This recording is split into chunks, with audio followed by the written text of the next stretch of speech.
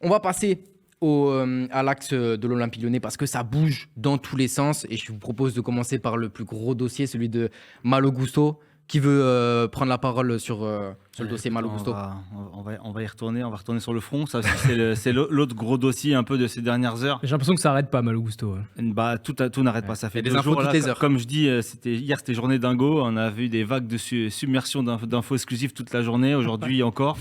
Ça n'arrête pas. Donc, et Malo Gusto, oui, il y a eu on savait qu'il était pisté par les plus grands clubs européens. Bayern, Juve, les gros clubs anglais. Mais là, on a notre fameux club fétiche du mercato d'hiver anglais qui arrive. Et là, ça fait mal tout de suite. Et là, Chelsea veut le joueur, a fait de Malo Gusto sa priorité. Et alors, il y a des offres, il n'y a pas d'offres, c'est comment? Oui, il y a une offre de 20 millions qui a été refusée par Lyon. D'accord. Donc, une offre estimée trop faible.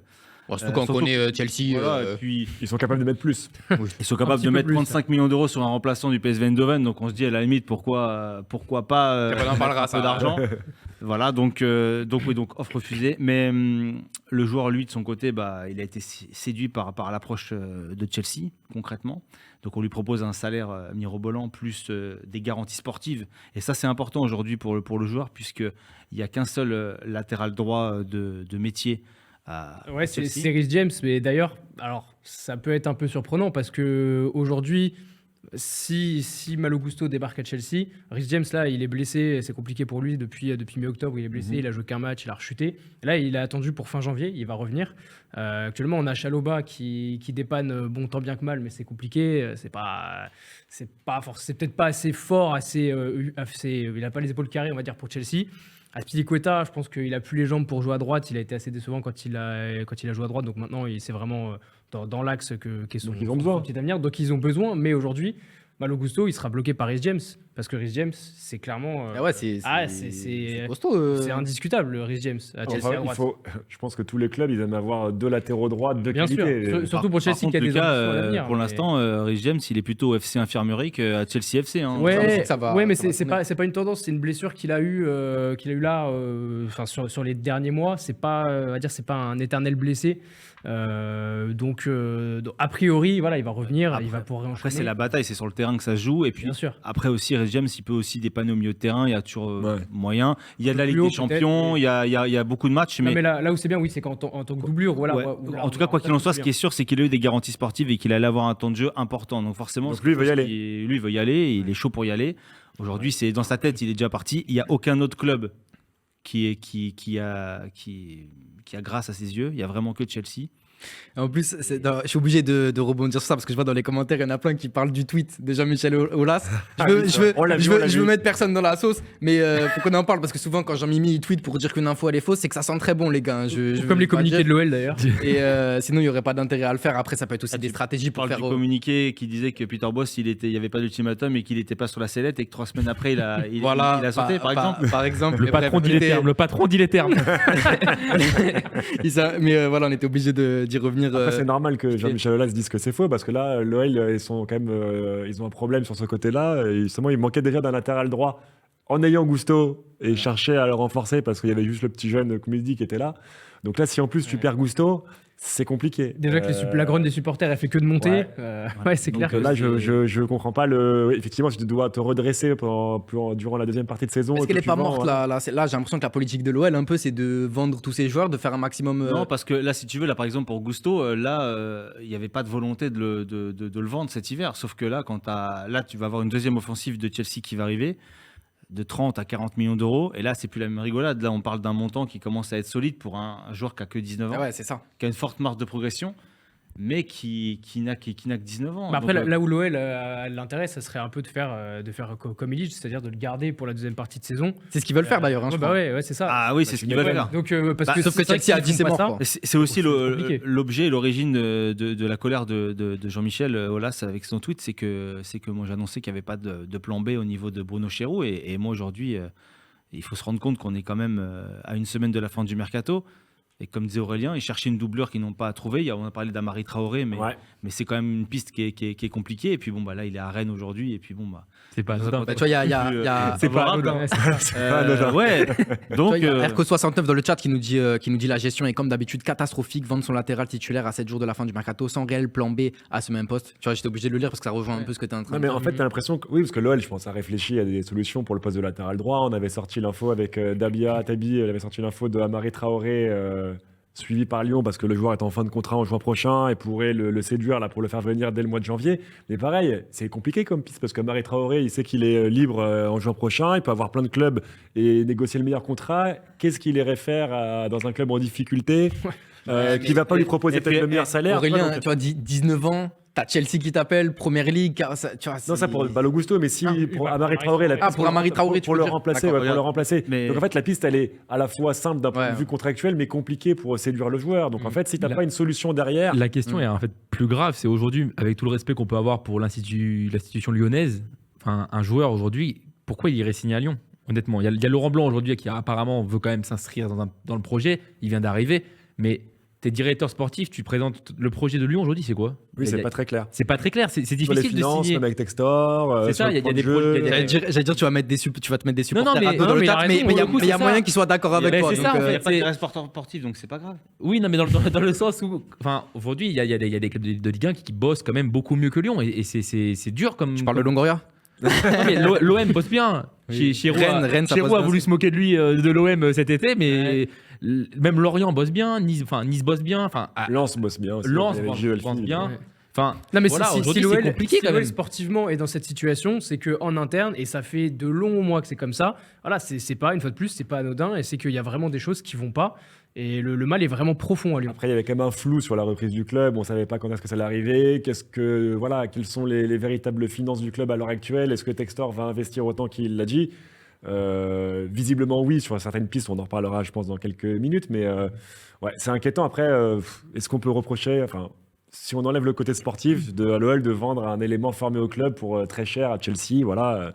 C'est la logique aussi, dans un sens. Mais là, ça va être finalement malgré eux, parce que c'est pas du tout leur décision, mais ils vont payer toute cette politique floue. Et surtout, aujourd'hui, il y a pas... Parce qu'on parle d'Amari Traoré qui veut pas venir, mais quand on a un joueur comme Malo Gusto, effectivement, que Chelsea arrive, et que finalement, on se retourne et qu'on voit ce qu'on a là actuellement, effectivement, ça fait pas forcément rêver, ni donner envie de rester. Si l'OL était dans le top 3, ça serait tranquille, ça glisserait sur la Ligue des Champions, tu peux retenir un joueur.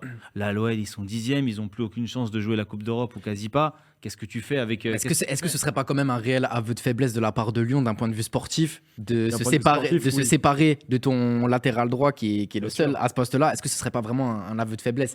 Après, c'est sûr que si tu poses 50 patates sur la table, tu discutes. Ouais. D'ailleurs, c'est la petite question que j'ai envie de vous poser. J'ai envie de vous faire un petit tour de table très rapide comme ça. Si, pour vous, est-ce que s'il y a une offre de 40 millions pour Malo Gusto, est-ce que vous acceptez à la place des dirigeants lyonnais aujourd'hui 40 millions? Oui ou non? Petit tour de table, je commence par toi, Valentin. Et répondez-nous aussi d'ailleurs dans le chat, 40 millions pour Malo Gusto, parce qu'on parle d'un prix dans cette tranche-là. Est-ce que pour vous, ça se vend ou pas? Flaco qui nous dit 50 mini, Baptiste qui nous dit oui, il faut le vendre. Donc je vais vous dire un peu. En vrai, c'est compliqué parce qu'il y a toujours cette idée de c'est un club anglais, donc tu as toujours envie de faire grimper l'offre tout le temps. Maintenant, aujourd'hui, c'est quand même, en plus, c'est un latéral, donc c'est un poste quand même qui se... Très rare aujourd'hui dans le football d'avoir un très bon latéral. Il va nous faire une ananas. Ouais, j'attends qu'il termine. Aujourd'hui, vu le projet lyonnais et vu les besoins du club, je dirais que oui, il faut se jeter sur 40-45 millions. Je dis oui. En tout cas, dans les commentaires, c'est assez mitigé. Après, je vais laisser Sébastien répondre. Et pour ceux qui n'ont pas la ref, parce que je sais que tu n'as peut-être pas forcément regardé les émissions, c'est ok. Il y a les émissions chez nous. Chaque fois, en gros, je fais le petit tour de table, c'est soit oui, soit non. Et Anas, il part dans des tunnels à chaque fois. Je suis très fier d'être comparé à Anas. Très fier. C'est le puits de la réciproque, c'est pas vrai. Tu remplaces. J'ai confiance en lui. En tout cas, dans les commentaires, ça dit oui, bien sûr. Tout dépend de l'envie du joueur. Non, 50 au vu de la situation. Il y en a qui disent aussi que 40 avec le prêt de 6 mois, oui. Donc c'est un peu mitigé, mais globalement, ça reste un oui. Toi, c'est ton avis aussi, Seb? Ça doit partir pour 40 millions? Ça doit partir pour la simple et bonne raison que le joueur, il est déjà plus là, quoi. Okay. Sa tête, son esprit, c'est fini, quoi. Chelsea, ils arrivent, le salaire, il est là, le projet sportif, il est là. Et tu vas dire non, j'y vais pas. Même si tu aimes ton club formateur, à un moment donné, faut être cohérent. Moi, je dirais oui, parce que la fin de contrat, si je ne me trompe pas, est en 2024, Ouais. donc dans 1 an et demi. Donc, 1 an et demi de la fin de son contrat, et sa valeur va faire que diminuer d'ici là. Donc, autant capitaliser maintenant. Ok. Et pour toi, Lulu? Moi, c'est oui. Un grand oui. Ok. 40 millions. Finalement, tu vois, on a beau critiquer un peu la gestion de l'OL, est-ce que Oui, un peu de faiblesse, etc. Au final, autour de ce plateau, on est tous d'accord que pour 40 millions, tu le vends. tu as 7 jours pour Pas- trouver un latéral droit. C'est ça. Va de falloir bosser qualité, très rapidement. ouais. Je vous propose de parler d'autres dossiers parce qu'il y a beaucoup de dossiers à aborder du côté de Lyon et surtout au niveau des départs. Si on a des infos concernant Malo Gusto en direct, évidemment, on vous en parlera pendant l'émission. Toko Ekambi, est-ce que on peut parler de Toko Ekambi sur le départ, on a vu ce qui s'est passé contre Strasbourg. Il y a rupture totale avec le public. Et le joueur a envie de partir, clairement. Il y a 2 clubs là qui sont mis d'accord avec l'OL, c'est le Celta Vigo et Rennes, pour un prêt payant sans option d'achat. Donc maintenant, à lui de choisir entre les deux, Celta Vigo ou Stade Rennais, pour la deuxième partie de saison. Donc il va bientôt choisir, mais il va quitter l'OL avant la fin du mercato, c'est sûr. D'accord. Tu veux compléter, Seb, sur ce dossier? Il y a des petites pistes aussi pour le remplacer potentiellement en attaque, parce que si Ouais, ça part, alors c'est pareil parce qu'on critique Bruno Chéreau et l'OL, mais il y a quand même. c'est Valentin qui a critiqué. Ça travaille. On n'a rien dit, personnellement, Non, rien c'est dit. peut-être le chat visiblement. Non, mais ça travaille. Il y a différents dossiers. Forcément aussi, beaucoup d'agences sont au courant des difficultés lyonnaises sur le mercato et savent aussi qu'il y a beaucoup de joueurs offensifs qui vont partir. Donc ça prospecte ici et là. J'ai un bon attaquant de 29 ans qui a été proposé.